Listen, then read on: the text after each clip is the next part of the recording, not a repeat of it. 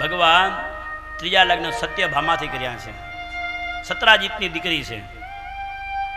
મણિને પ્રભુ પાછા આવ્યા ને કીધું કે લે સત્રાજીત, આ તારો મણિ પણ તારા ભાઈનું મૃત્યુ થયું. આખી વાત કરી કે આવી રીતે થયું. સત્રાજીતને શરમ આવી કે ભૂલ થઈ ગઈ મારાથી. પછી કેવા લાગે પ્રભુ આપ મણિ રાખો કે નહીં નહીં મારે આ મણિ ના જોવે કે તું રાખ. સત્યાજીત નામનો યાદવ કે તો પ્રભુ એક કામ કરો, મારી દીકરી છે સત્યભામા, હું તમને પરણાવું છું, તમે આથી લગ્ન કરો. અને ભગવાનના એમ ત્રીજી વાર લગ્ન થયા છે. અને એનો એ મણિ બીજી વાર કરિયાવરમાં આવ્યો છે કે કઈ મણિ હવે તમને હું પાછો કરિયાવરમાં આપું છું. જો ભગવાનના લગ્ન થયા છે આટલા બધા, પણ એક પણ ભગવાનની ઈચ્છાથી નથી થયા હો.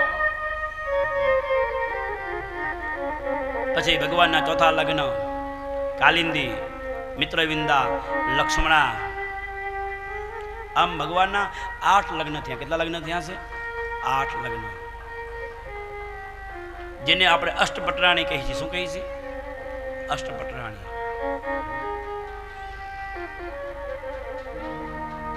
અને પછી તો ભગવાનના ખબર છે ને કેટલા લગ્ન થયા છે?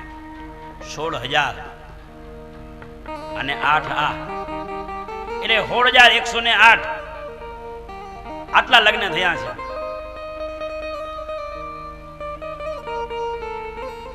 આવી કથાઓ સાંભળે એટલે પાછા માણસો બધા એમ અર્થનો અનર્થ કરી નાખે કે ભગવાને આટલા લગ્ન કર્યા હોય તો આપણે શું વાંધો હોય. પણ એ લગ્ન સાંભળો. ઓલો ભૂમાસુર નામનો રાક્ષસ દૈત્ય એ 16,000 કન્યાઓનું હરણ કરી ગયો હતો જબરજસ્તી. અરે કોઈ દીકરીને જવાની ઈચ્છા નથી એની સાથે. એક નહીં કેટલી તો કે 16,000 એ કન્યાઓનું એ ભૂમાસુર નામનો રાક્ષસ દૈત્ય અસુર એનું હરણ કરી ગયો, લઈ ગયો હતો. અને ભગવાને એ ભૂમાસુરને મારી 16,000 ને કન્યાઓને મુક્ત કરાવી હતી, છોડાવી હતી. એના જેલમાંથી, એના પંજામાંથી છોડાવી હતી. અને ભગવાને પછી કૃષ્ણએ કીધું કે હવે તમે તમારા ઘરે જાઓ એ કે. પણ ત્યારે દીકરીઓ બોલી, કન્યાઓ બોલી કે આ ભમાસુર મારું હરણ કરી ગયો તો આટલા ટાઈમ અમને રાખ્યું.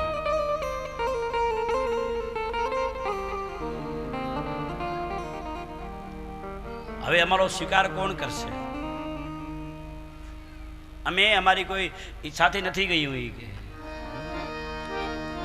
અમે અમારી ઈચ્છાથી નથી ગયું, પણ અમને આ જબરજસ્તી ઉપાડી ગયો હતો.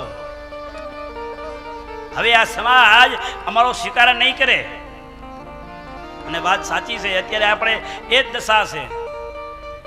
કાંઈ એવું થઈ જાય તો આપણો સમાજ એને સ્વીકાર કરવા તૈયાર નથી.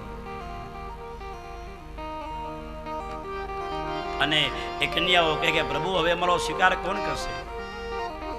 અમારા મા બાપ અમને નહીં રાખે, અને કયો મૃત્યુ કયો વર અમારાથી લગ્ન કરશે?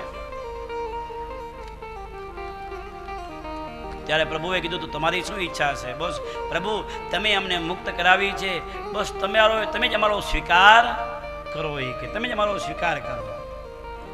અને ભગવાન કહે તો તમારી ઈચ્છા હોય તો મારી કોઈ ઈચ્છા નથી, તથાસ્તુ એ કહે. ભગવાને એમ 16,000 લગ્ન કર્યા છે એક સાથે. અને એવી રીતે ભગવાનના કેટલા લગ્ન થયા છે? 16,108. પણ જો એક પણ લગ્ન ભગવાનની ઈચ્છાથી નથી થયા હો. જો એક પણ લગ્ન ભગવાનની ઈચ્છાથી થયા નથી.